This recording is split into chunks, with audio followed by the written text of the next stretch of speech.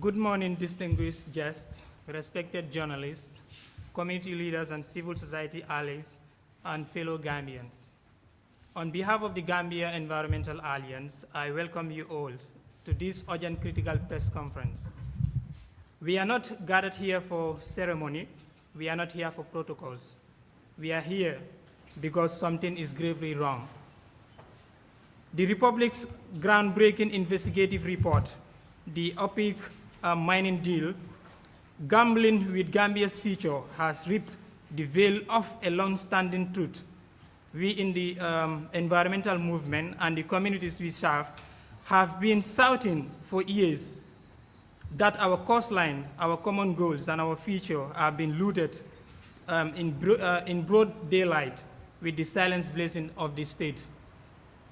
This is not just about sand. This is about sovereignty. This is about survival. Sand is the foundation of our shoreline. It is the protection between rising tide and our villages. It is the bedrock of our ecosystem and a source of livelihood for thousands, especially farmers whose fields are now poisoned with salt and stripped of fertility. Yet today, under the shadow of our backdoor deals and political complicity, these vital resources is being extracted, exported, and exploited by companies like GACH, mining and operating without accountability, without transparency, and without a set of respect for environmental laws or human dignity. Let us be clear, this is environmental plunder, and that this is public betrayal, and today begins the fight for justice. We are not reacting to a report, we are responding to a crisis. The Republic has spoken truth to the power. Now the Gambia Environmental Alliance is here to speak truth for the people. On that note, you will hear today from our Vice President, who is no other person but Fatu Ejeng.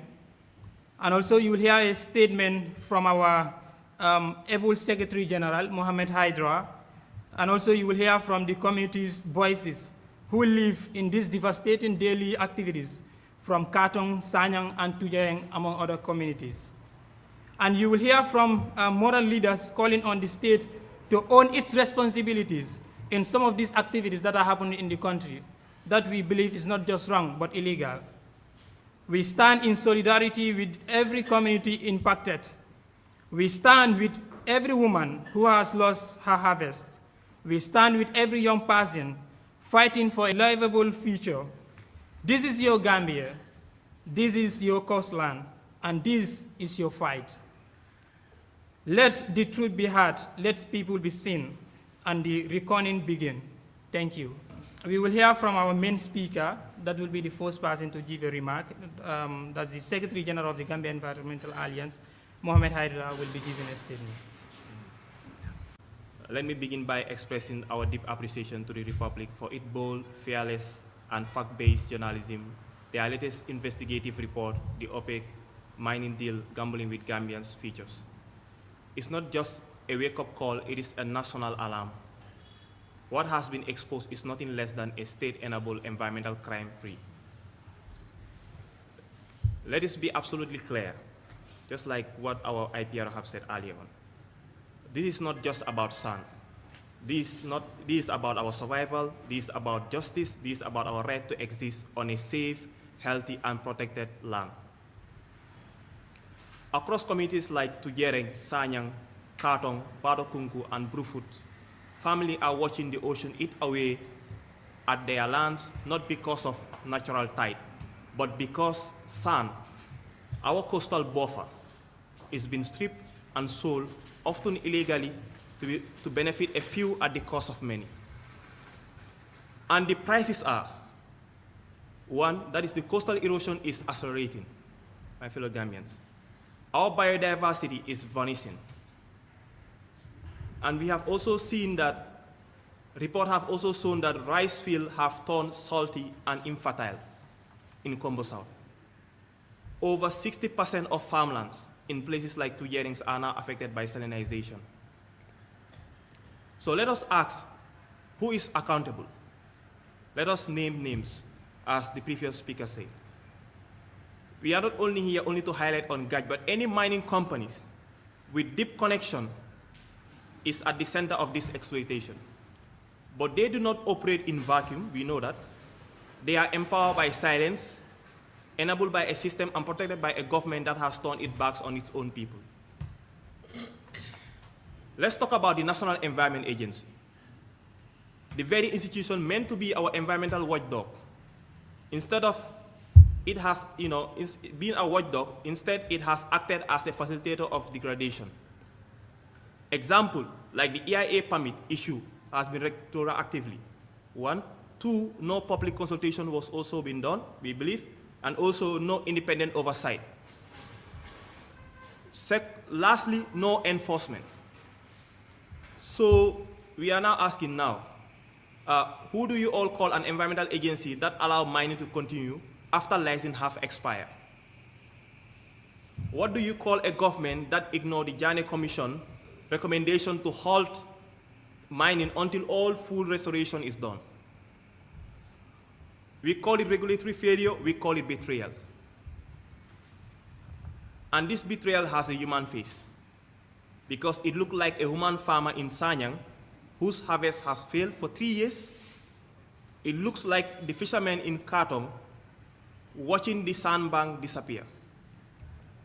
It looks like our children inheriting a coastline broken by greed. So today, GEA is not just sounding the alarm, we are calling for action. This environmental crisis cannot and will not be swept under the rug. We demand an immediate national moratorium on coastal mining. We demand independent audit, legislative inquiry and criminal prosecution where laws has been broken. We demand restoration and reparation for the affected community, especially women farmers. And we demand that Gambian states stop gambling with our environment in the name of development. This is not development. This is environmental vandalism disguised as a progress. Disguised as a progress, sorry. We will not be silenced, we will not be intimidated, and we will not let another grain of sand be stolen without resistance. The coast belongs to the people, not to politicians and profit-hungry companies.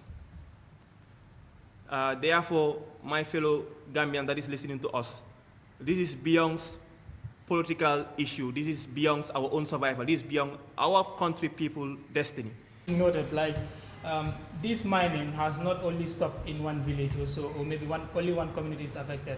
It is happening across the coastline that affect maybe like not only those communities that are directly dealing, but like how many people, the food that we consume, what are we gaining from those places in the markets and all that.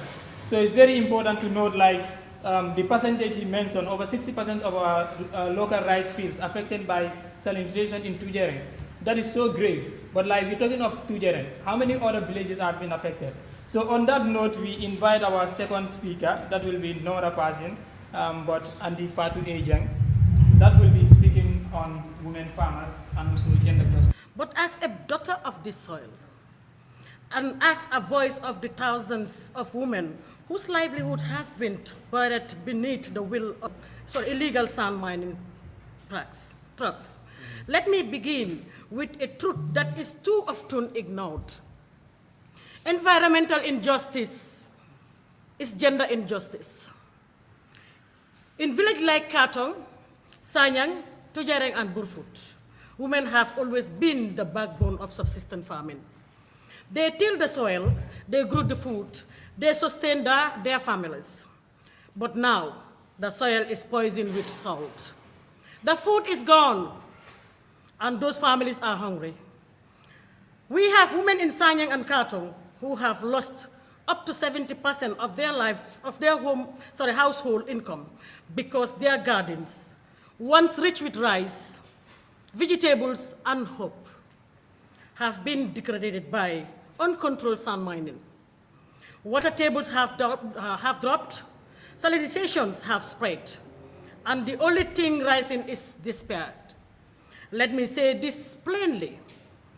For every truck of sand leaving our villages, a woman's garden dies. While the government and mining companies negotiate deals behind closed doors.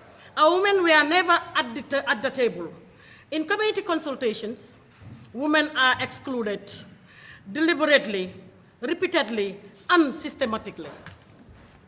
What kind of democracy built contrast without consulting those who are most affected, and women are most affected? What kind of state prioritized private profits over public dignity? Let me remind the nation, when you destroy a woman's land, you are not just destroying her crops, which is very sad. They are not destroying our crops only. You are not destroying our independence. Me as a woman, her role is feeding her family, her right to dignity, her power to decide. This is gender-based environmental violence. This is economic sabotage against women, against us, because we are directly affected. And it must stop. I repeat it, it must stop.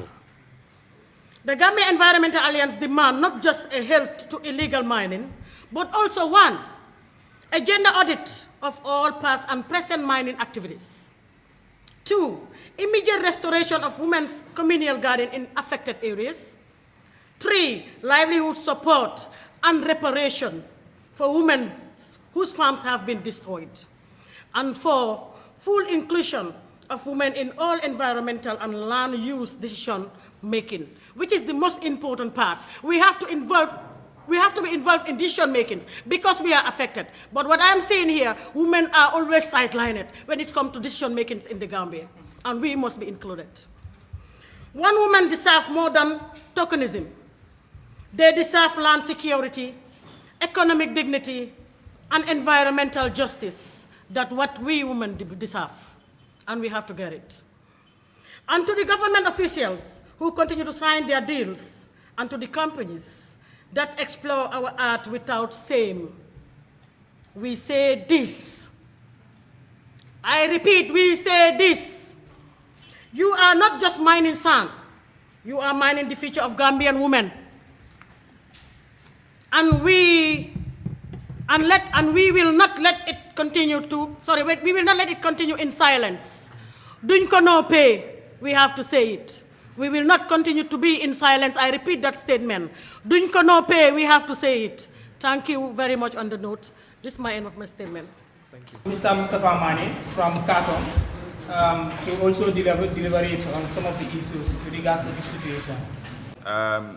More than 40 people from Katom were arrested for standing against sand mining. But Katom have been mined for 2 decades. Kombasat have been mined for years. What we are demanding is just government to understand that we have faced enough. We're from families where women pay school fees, women take care of the house, women do everything, and they get that because they have farmlands. But now they are all getting out of their farmland because mining is taking everything. Yes, Gach have never mined in Katom, but mining in Kombo South involves Katom. Because when you talk about the coastline, which is just only 800, which is only 80 kilometers, it's not an absolute when you compare Gambia to countries like Senegal. So mining around any coastline affects Katom. What I want the government to understand is that the people of Kombo South have faced enough. And the worst part is their lands have been completely mined without getting any compensation, I mean full compensation. So Jana Commission report have indicated everything. And if Jana Commission reports were implemented, then we wouldn't be talking about all this mess that we're talking about now. So I wouldn't talk much, but I would like to speak a bit in Mandinka Soda because the people that I'm going to talk to are people that may not be able to speak the language that I'm speaking. And I always, when I went out, I want to represent them and I want to speak the language that they speak. So nka min fonni nti wala wala nyindi ko Katom Musa de Sade men deboda wolto but bimba di amukana not as a journalist, not as an environmentalist or not as a researcher, but I'm talking as a Gambian. Mimba kerin na banko kan amanyang ando anyanda folal. Amasibo warta na toro walta milia lonko wala nyanta kam makoy wala ba dede. Nta men ka my father was in prison because of sand mining protests. My cousins were arrested during Jammeh's time because of San protest. I was actually forced to exile. So we are not talking, like, I'm not talking because I want Kombosar to be safe or I want Gambia to be safe. I'm talking as a victim. So that's what we are seeing now is even worse than Naminja Nkuno. During Jambe's time, more clean wala mofla, wala more base of Jamba, but saying everyone who is close to the presidency or close to the government wala kaki, because they have the president's support, they have the government support. And this is something me along go anyanda ka fall and anyanda ka lonne. Multiple folk ela na ko la. Carton is just below sea level. Momo Carton is below sea level. We have only one sand dune. Me a Carton nimbamuda. Are we prepared for that disaster? No, we are not. If you go to Gunyu, the same thing. If you go to Tujeran, the same thing. If you go to Badakungu, the same thing. So, mbafala masakunda ko ye hakilo dubake. Isa molu na fanya nya sako mol min sudado be same mira mol la mol mi along wala wata wala banko dingolde. Combo South is really a scary point now. And wala number African pour masakunda mako. That is my point by being emphasized la back. And for the investors, akakananum commercial la back. If I say commercial, I mean they know the problem of Combo South. They know the problem of our elders. No disrespect to the elders, but they know it's a problem in the Wolong Kodori. And the moment Kodo do that run, they get their loyalties, they get their support. They give them fake promises. And that fake promise is what they capitalize coming can nothing or they exploit. Enough is enough, because this is a security threat. Nimolu come further, they are going to if Carton can do it during Jambe time, then I see no reason why they cannot do it now. So the government needs to act and make sure that in the environment we use it sustainably, and we make sure me along Tinyandra, Akana Tinyango, I will not be strictly speaking English, simply because like I have mol meaning and mol represent jam. Kabindunda Bungo, the first thing that gives me that emotion is Natalo Minjo Commodore. This was my picture. This is Tujereng. Natalo Mimbo Commodore is Tujereng mine inside. I took this picture. And entering the room, seeing it on the banner was something that actually clicked my mind back to what I'm seeing. Seeing that picture means like I'm seeing exactly what is happening at home. We all know this country. Tujereng and Combo South, especially the coastal communities, are always victims of circumstances. We live in the mercy of the people that are leading us. This is not today. This is since the British are here. That's why even in the community, when you want to talk about mining, the distractions and everything that they say, the elders will tell you, we see yesterday, we see day before yesterday, and we are seeing today. This is not just today, it has been happening since the British have been here. The first miners in Tujereng were the British. The first republic did the same thing. The Jambe Republic did the same thing, and this current republic is doing the same thing. So no one is there to take the responsibility. Because we are just pointing fingers, opposing blame. But if somebody did something that is bad, you the one there to correct the errors, you are also comparing your bad to that person's bad. Are you thinking? These are some of the problems that we are facing in our community. And it breaks my heart. We are obviously going to have this press conference. The report that they make, the report that they say, was something Kabinda Funga read as a person from Tujereng. I cannot understand. Because nearly all the COS that they said, the claims are fake. Nimmomo worried anywhere in the Gambia or anywhere in the world, you will think they have did something for my community when they absolutely did nothing. Starting from the mosque. The mosque project was in 2017. This is when before they even know Tujereng. It all means cannot sign them. Before they know that Tujereng is existing as a community, that mosque was there. We have the first mosque, and we have a scholarship or a sponsor to build a new mosque. It was a full-funded project, and the contract was given to one guy called Lamin in Farato. They demolished the old mosque, and they built a new one in 2017 to 2019. It was integrated. But as the community is getting bigger, we have the first floor. It's not enough. Now the community mosque committee sees to it that we are not enough in the masjid. And secondly, in the rainy season, some pray under the hot burning sun or sometimes under the rain. What can we do? Because we have the first floor, we can move it to the second floor. The offerings that come to that mosque is what mold the blocks for the second floor, or the first floor as some people may call it. I participated in that block molding. It was on the 22nd of September 2022. All the village youths were there. The offering is from the mosque. That was before Gaj Company comes to Tujereng. We mold those blocks. After molding the block was more than even enough for the masjid project. The mosque community decided to sold some blocks out and use that money to do one or two things in the mosque. If Gaj is going to take any credit for rehabilitation in that mosque, it may just be the roof. which the VDC don't make it clear to us how it comes about, because the VDC funded. So we don't know whether that funding is directly, as they said, their social corporate responsibility, or this is the percentage they give it to them. That one is not cleared. So if their money goes into that mosque, it's the roof. But bringing a report saying that they sponsor the rehabilitation of Tujera Mosque is fake. We cannot allow that to go. Secondly, they talk about road. What roads are they talking about? They do not rehabilitate any road in Tujereng. The road that goes to their mining site, the same roads go to the beach. And this road is only motorable to their trucks. That is what they repair it for. The road was better before the so-called renovation or whatsoever comes around. In the raining season, the place is so muddy because what they put there is pure clay without any other thing.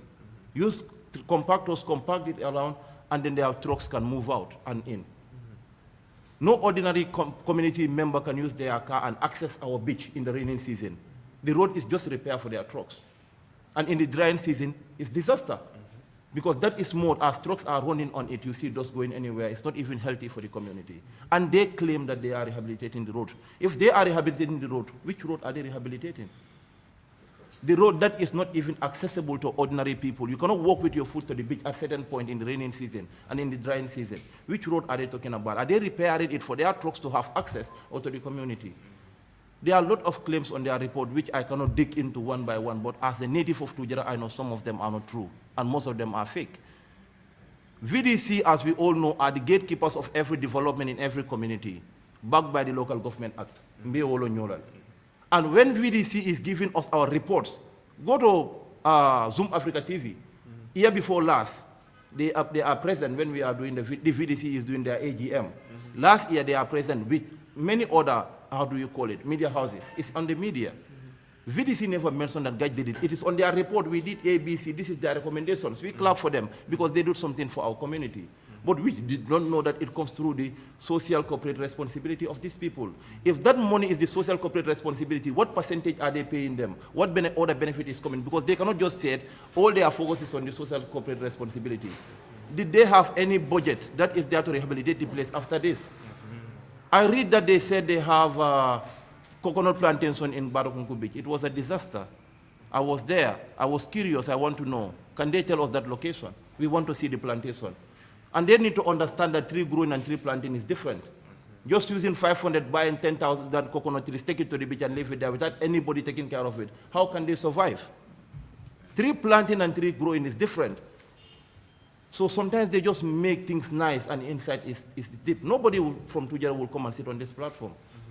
But I volunteer myself as a sacrificial lamb because this is the concern of the people. And we have to speak the voice of the people. The millions that they pump in, we don't see it. And they need to justify what comes as a social corporate responsibility and what percentage are they giving the government, are they giving the community in percentage and in figures. Because all what we are seeing is figures, figures, figures, flying in the air without any development. And next time when they are giving report, like Mandengol Kafonyamin, nobody am come free, motinal na afong senyan because what atal. But people are living and they are living testimonies to all this I'm saying. So let them not claim. And the Alcalo said, the VDC have it in their report. I have the copy of the report. Because every AGM that I attend, I make so the report that the VDC did, their financial statement is with me. I have their financial statement and their report 2024. I have their financial statement and their report 2023, both in soft copy and in hard copy in my room. But never something like GAJ sponsoring this was reflected. That means it's from their own covers with the money that they gain from the sand mining. So why are we having two different stories for the same project? There is no buffer. We have less than 7 meters from where they are mining to the seaside. There is no buffer. There is no protection. This is the exact place. If you look at this hill, that is where you have the black sand. Just opposite this one, you don't have any. We have a lot of pictures and we have evidences. We are not just talking as we want to talk. There is no buffer. We want to know, because we as community members, as concerned youths, we follow to see the MOU and the agreement that is between the GAT company and that of our community leadership. But we were never fortunate to see this. We want to know who to hold accountable, whether GAT signed something that they are not doing to hold GAT accountable, or whether our VDC neglected us to hold our VDC accountable. But that document was never presented anywhere. We never see it. So that's why we cannot hold anyone accountable. The only thing we can do is to raise flags and ring bells for people like you people to come to our aid, because we don't see the agreement. Before GAT, it was Jingon. I was lucky to see that agreement. I follow it until I see it. On Jingon's agreement, they have 5 meters radius from a tree, there should be no mining. Like if we have one tree here, 5 meters radius, a big tree, there should be no mining. And all our bohoba trees are dead and buried. We don't even know where they buried them. We cannot even pay our last respect to our bohoba trees because we don't know where they take them. That was in there. Motorebu Road, when Jingon was there, I still have that contract agreement with me. Before Gaj, it was Jingon. So I didn't start this today. The voice was not out, but I was doing my diggings. Before Gaj, the company that was mining in Tujera was Jingon. I have their contract agreement and everything. And for themselves, they fail everything. They are owing the community more than 1.5 million. Since they ceased operations, they ceased to pay our money. They are still owing us, not just Gaj. So like my brother said, it's not just about Gaj. We are not witch hunting anyone. We are fighting for justice for our environment. What are their rehabilitation plans? Did they have any special bank account where they put the rehabilitation fund, even if the government change or regime change, they cease operations, that funds can come back to us. Because this is what Gaj does. We will do this, they bring fake promises. Sorry, Jingon. They bring fake promises to the community and we accept it. We sign contracts. All the things that are in the contract are all tampered. And when the contract is between the VDC and that of Jingon, that comes in, they are owing the community. They don't pay our money, and all the plans that they have for rehabilitation dies like that. We don't want the same scenario to happen. If Gaj is mining and they say they are doing responsible mining, let them tell us where is the fund. How many percentage of that money is going for rehabilitation? Did they have a special account for that? Who is in control of that account? What are their plans? As environmentalists, this is our take. I will not repeat what Mustafa have already said about the farmlands, about the water, because they are person blame. Before Gaj comes, a lot of people are mining, and the farmlands, to be honest, are gone. Some of them are gone before Gaj comes. I'm speaking, but I have to speak the truth. Of course. We are not withholding anyone. Most of those farmlands that we are talking about are women's sorrow. Together, like right now, at first, people have food. In the rainy season, everybody go to the swamps we normally call Faros in the Gambia here. That's out by the coast. That is the best location. This is where we have our baramanos and our rice.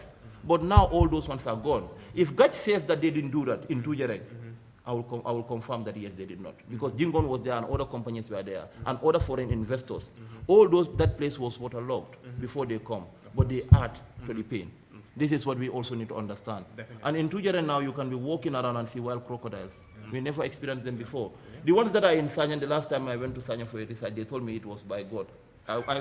I feel like laughing because they don't know how they come about. Yeah, but they forget to understand that in the rainy season, all the waters are connected. Exactly. These crocodiles were parked in the big land Jame Reserve in Barokungu because he wanted to have something like that he had in Kasam, in Kanilai.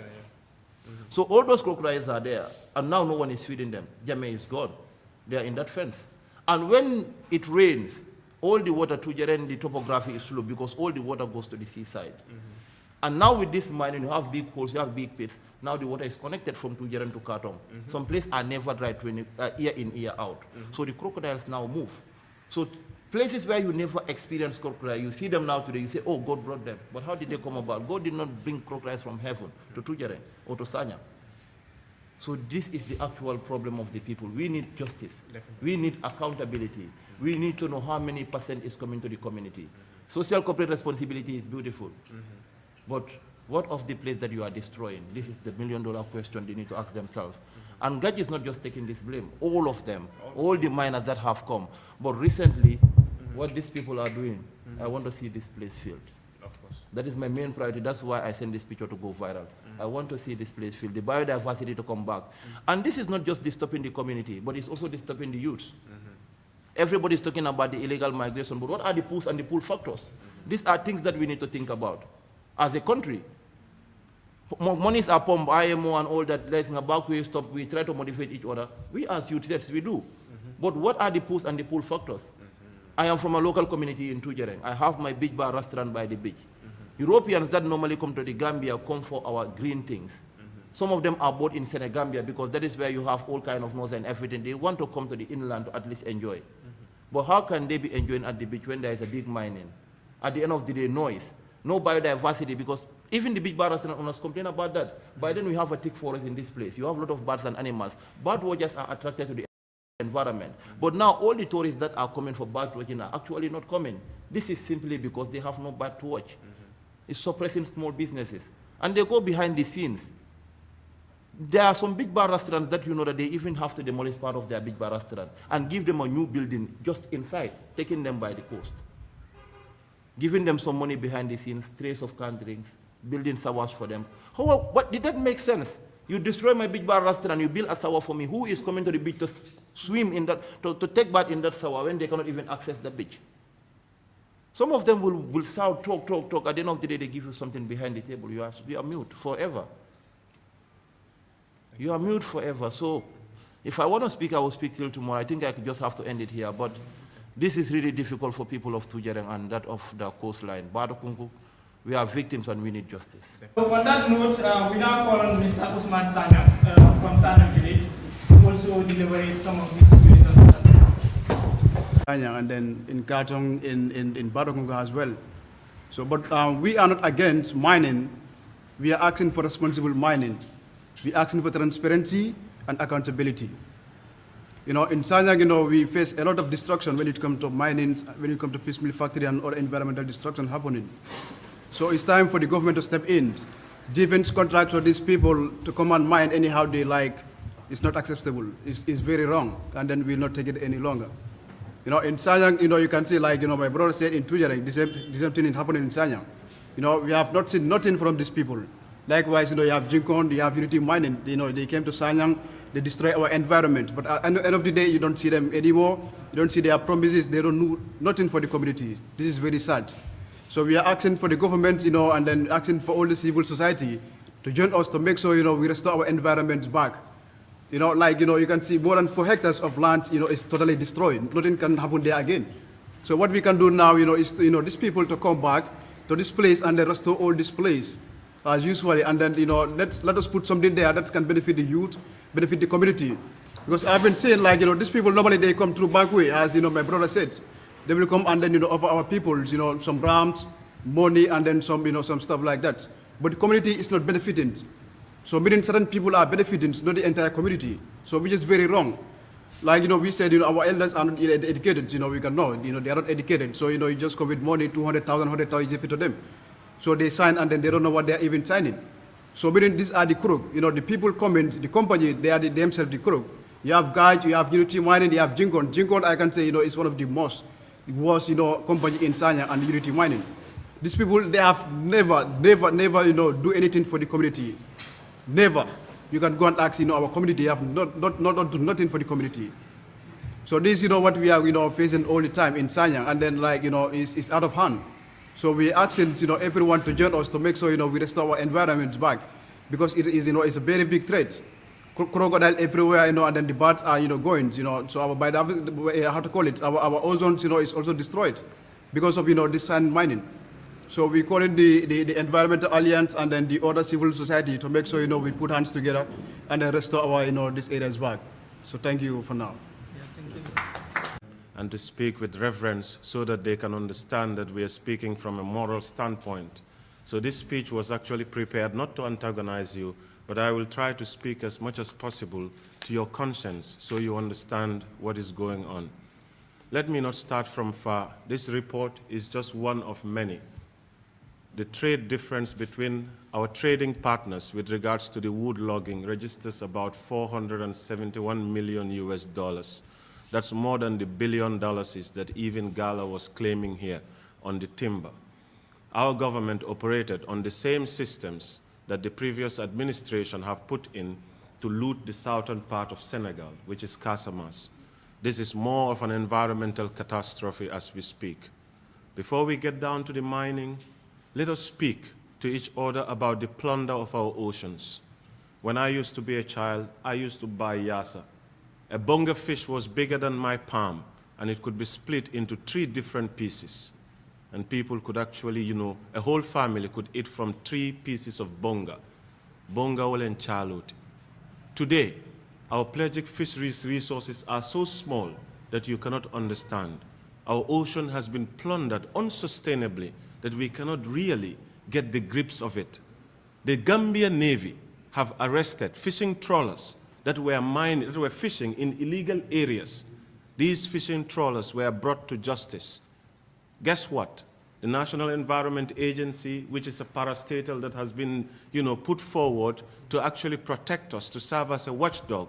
The National Environment Agency goes to court hoping to bring perpetrators to justice, only to be told at the court grounds, sitting and waiting, that the state have withdrawn the case. What does that show us? It shows us that definitely corporations and individuals are buying a seat at our policy-making table to override our sovereignty. The government, all the people who are all involved, this is our Gambia. We will all continue to live here no matter what. We all know each other. Some of the people in this room have friends and families that work in the government. But tomorrow, the crisis that is coming, we will all be here to face it. Let us not wait for that crisis to come into effect. We beg you, we ask you. Our forests have been one of the worst. Imagine a place that used to be 100% forest. Even previous administration have made it very clear that let us protect what we have left. In just this short period of time, we have unprotected forests that have been protected years ago. What does that show us as a commitment? The Gambia has been celebrated across the globe for being a climate leader, because we have put forward very beautiful documents that work in place. Guess what? Now we are no longer one of those countries because we continue to plunder our forests. So our forest, instead of serving as a carbon sink, our forest is now a source of emitting carbon. We continue to even plunder for offshore oil drilling. When we drill oil within our oceans or in our water bodies, guess we have seen the oil spill here in Mandinari. We can see how much of an ecological disaster that happens. You all know how much we are getting from tourism.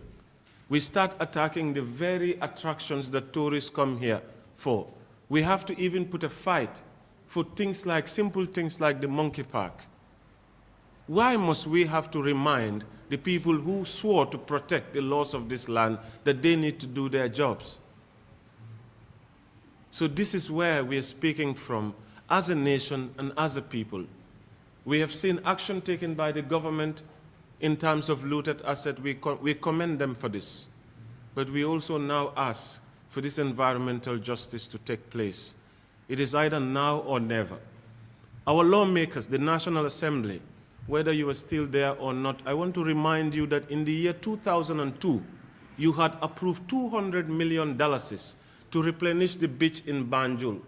Suñ ko don fatale time bobu so don dem ci kaw tali bi sa wave si dañ la don dóor ci biir moto bi. That means that the beach around that end has already come close to our crucial infrastructures. And the National Assembly spent a whole lot of money to push it. Today, if you go down to Banjul, we are mining we are mining sand. I'm not against mining, but for Gambia, no sand must leave the confines of this place anymore. When we mine, let's use it for our local use. When there is a 1 meter sea level rise with all this climate change, our capital, half of it will be below water. We will lose our crucial mangrove ecosystems, and the women will lose their float plains. This is a doomsday scenario for us. We are one of the most vulnerable countries when it comes to the harsh impacts of climate change. How many times do we have to echo this? For the past 8 years, we have been here. What we have restored in the past 8 years is far less than what the Ministry of Environment has degazetted in 1 day. So we are destroying faster than we are replenishing. Only 40% of the Gambia is now under forest cover, and of this 40%, 80 to 90% is degraded in some form. Our elders will tell us in the Gambia here, you will find lions, lions and antelopes, leopards. All of these things were things that live in our forest. Today, to see an ordinary rabbit is hard. That simply means that a time will come when your children might even struggle to see lizards. The desert is creeping in slowly. Sooner or later, the entire Gambia will turn to desert. In places like the North Bank, where I'm from, there are 3 species that are missing. They are almost territorially extinct. talol nin netol side, it's hard to see those. Mampatol, it's hard to see those things. Kutufingo, when was the last time you went to the Marseille and bought Kutufingo? Some of these kids don't even know Solom anymore. All these fruits and these things is the biodiversity that helps to keep us here and give us the required health and nutrition that we need. But now we have neglected everything with environment. Only when the last tree is cut, the last river is poisoned, then we will realize that we cannot eat money. This is a sobering reflection that in relatively short period of our history, most of our larger wildlife species have disappeared together with much of the original forest cover. The survival of the wildlife still remaining with us and the setting aside of protected natural habitats should be the concern of all of us, because it will be tragic if this priceless natural heritage, the product of millions of years of evolution, should be further endangered or lost just for the want of a proper concern. This concern is a duty we owe to ourselves, to our great African heritage, and to the world. This statement I'm reading to you was written by Sir Dawda Jawara in 1977, close to 50 years ago. He has warned us of today that his government solemnly declares to pledge their untiring efforts to conserve for now and posterity as wide a spectrum as possible of our remaining flora and fauna. What we are doing, we are dishonoring the Banjul Declaration. We are dishonoring our great statesmen who have warned us about times like this. When will the Gambia start to work together? When the ships don't sail and the planes don't fly and the cars don't move, then we realize that we have nothing but each other? When are we going to build that unbroken chain of human cooperation? When are we going to act out of conscience? These are the moral questions that we are asking. And I will go back to repeat the demands of the Gambia Environmental Alliance as stipulated within my speech. So we therefore firmly call a national moratorium on all coastal and inland mining until an independent science-based environmental audits are completed and restoration plans are implemented. We also call for an independent environmental audit of all ecologically damaged sites with full public transparency and community oversight. We also want a legislative inquiry into the issuance of license and extractive license and regulatory failures that violate national and international laws. We also want concrete restoration commitments, like he has mentioned, so that institutions like the NEA also should be helped to be independent. We have smart people within those parastatals, but there is influence everywhere. Gambia Jamomo in your London.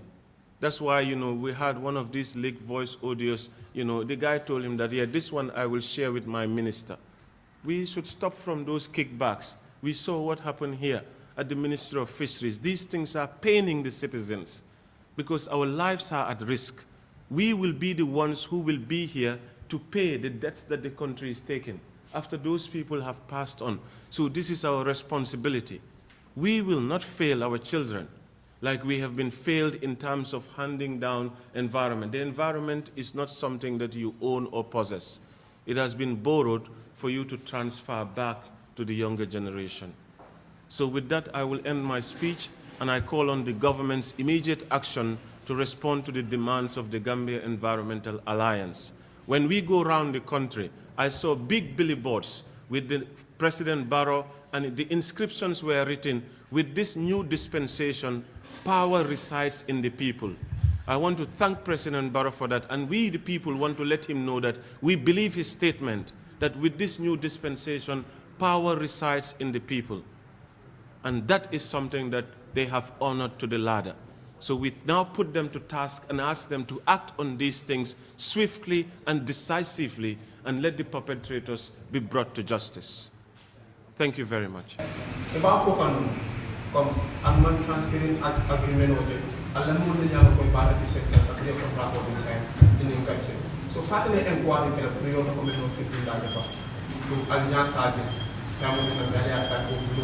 because if you follow up la previous agreement you know follow up in either both parties Okay, I guess so that Mobes understand. Nengo for it was an oversight, not in a previous because VDC ka change le. Jingon Mining Company in VDC mi yasoto, all they are no more. But that document was accessible and I still have a copy. But the new government, the new VDC, in 2022, all the name got a contract was signed. Jingon was there with the former VDC. Guide comes with the new VDC. So the new VDC, we do it. Even the people that write the report, when they come to Tujere, many reports have the journalists, they meet the VDC members, but it was difficult. At some point, there was an agreement which was populist, but there was no signature, that was not authentic. It afulante kwa nyino ni Muhammad Tema, as company like Gach, and a community like Tujere, you said this is an MOU, or you know agreement, you don't copy it. That copy could just be a draft, or Moses or anywhere and write it. I have never seen a signature, a document with signature card and the two bodies all bind together. And even the journalists, many document on populist, they have been coming to the community. Like for everybody to know, they have come to this. They have been coming to the site. They meet the VDC members. They meet the task force members. They meet community youths like myself that are conscious and want justice for the environment. And the one thing that they are always looking for is that document that can seal everything, but it was never presented. So until the Maman document on you follow, even journalists cannot have it. Thank you. Independent parties, in terms of signing this contract, we get to know of that. Some of these VDC chairmen or VDC team members, they are in for their pockets. Sometimes they forget the community that they are represented. And these contractors are also in for them. So they neglect the people that are going to be affected. Do you think that there should be independent parties that needs to review this contract before they get to sign? Well, basically, I think that, when it comes to signing of any agreement, there needs to be, some kind of engagement, not just formalities. So when the right people who are concerned within all the parties and the structures that have seen this, I don't think that we should have any problem. But you have to understand one thing is that there is a way to always override the sovereignty of the people. And money has become the god of many nowadays. So, for example, when the issue of Golden Lead came, youths were arrested in Gunjur. And we have seen that because parties were benefiting more than the other ones, some will even go and counter each other. So in the place of Tujere, those that are close to the mining companies or those that have underground things will even be against him. In Sanyang, you will see people be against him because those people are people who are benefiting. That's why when we speak, it is not about the legalities or the terms of the document. When the truth that speaks can only be proven in the confines of a courtroom, justice becomes a performance, not a principle. So that's why when you speak to me about laws and contracts, I speak based on human morality. What's in the heart? Sondomo membo konombeolon. That's where we're speaking from. That's the ultimate truth that speaks to even you yourself before you use your skill to eclipse or the contracts and put in hidden clause that cannot be substantiated or that cannot even be implemented. The law has become a skill to eclipse the truth. That's what we have seen. So this is where we are talking from, not necessarily, whatever is in that contract might not even work even properly for the future generations. But just because the parties who are currently here feel that it works for them, we take it as fair contract. Is that the baseline to check for a fair contract? No. These are some of the things that we are saying to look at it from that angle, not necessarily from, okay, this is what the law says, this is what this says. No, it's time that we include morality in our doings. This is a country where 90 to 95% are all spiritual people. You either have 90% Muslim and 10% Christian. I hardly see anyone who's worshiping idols here. So if we are a nation of believers, let's act like it. Let's not just speak with God with our mouths, but let him dwell in our hearts and guide our actions towards our common good. That's my response to that. Justice, if some community members are benefiting from the company. Okay, I think that's easy. Shall I address it? Okay. Well, I think that question is already answered because that's why I'm on this platform. We have been ringing the bell. We have been sounding we have been like ringing the bell, sounding this in their ears, and nothing have happened. And today we are here. Because if few people are benefiting from, we are, like Kemo said, we are not actually against mining. All of us in here are from houses. And we are doing this conference in a house. It's made up of blocks and cement. Sun is present in this building. And all of us, if we live here, the houses that we are going to enter, there will be sun. And most of us youngsters here actually want to develop and build our own houses. We are not against mining because development and mining have to go simultaneously. But we are asking for responsible mining. And the sand that are mined within the corners of the Gambia stays in the Gambia to benefit our people. This is what we are asking for. So we as a community, what we actually do to make sure we see all this, one, we follow the leadership. We don't go in fight with them. We don't fight them.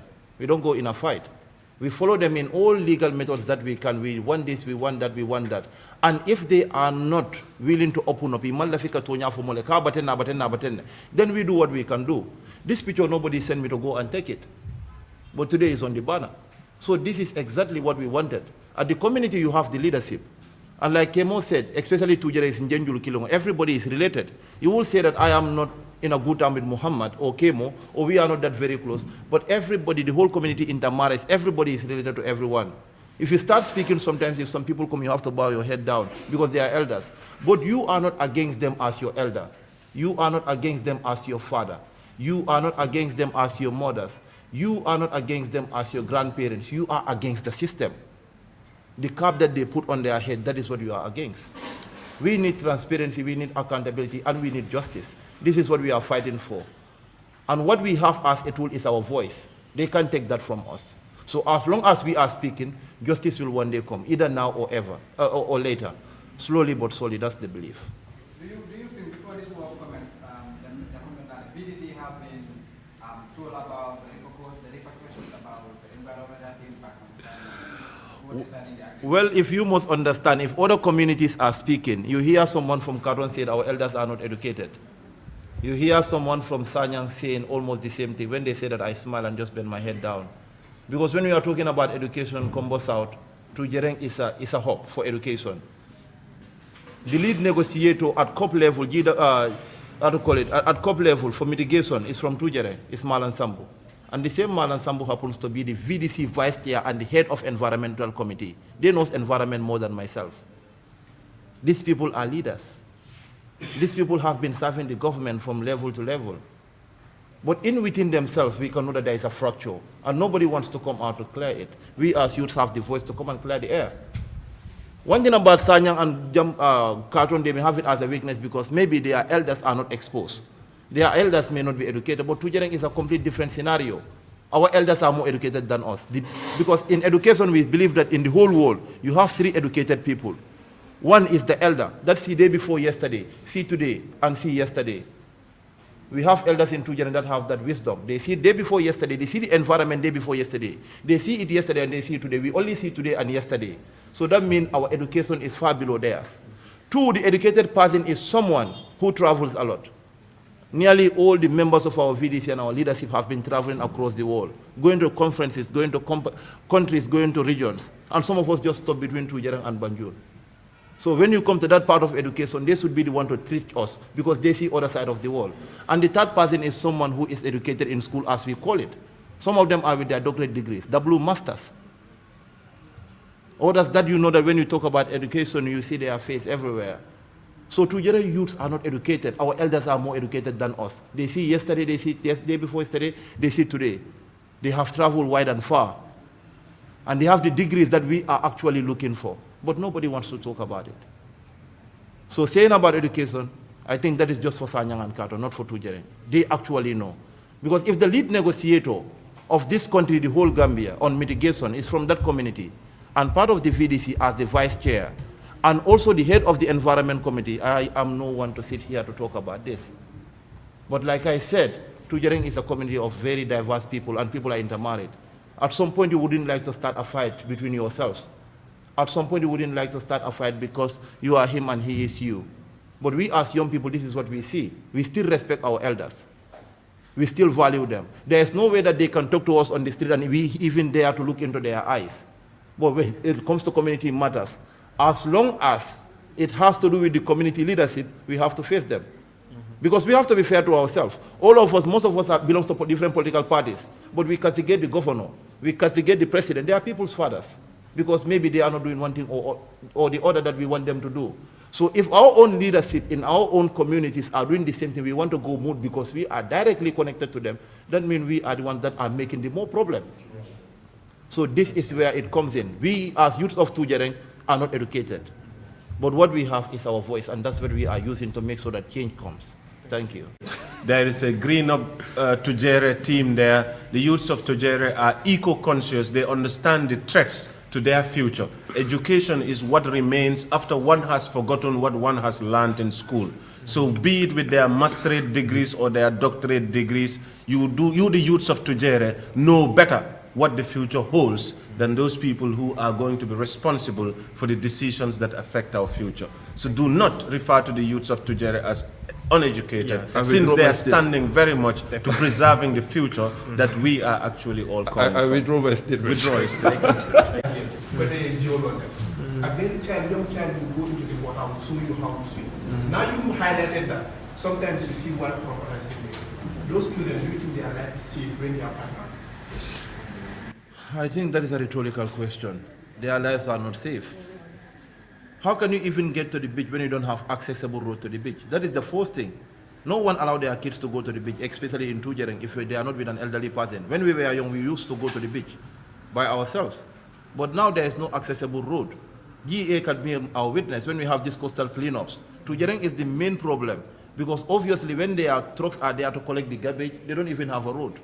So when these people are talking about, what are they talking about? The lives and the livelihoods are not secured.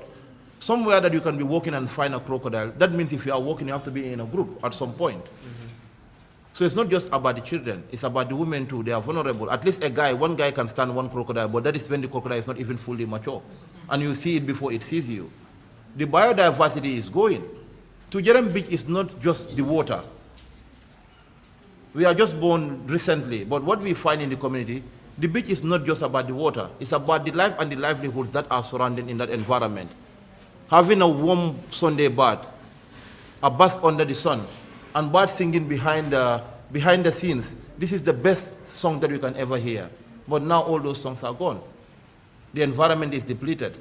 The other side is waterlogged. Now we even have to create bridges in Tujereng. Like from the main community, getting down to the beach, at some point we used to use these old car tires to make a bridge for people to cross, to have access to the beach.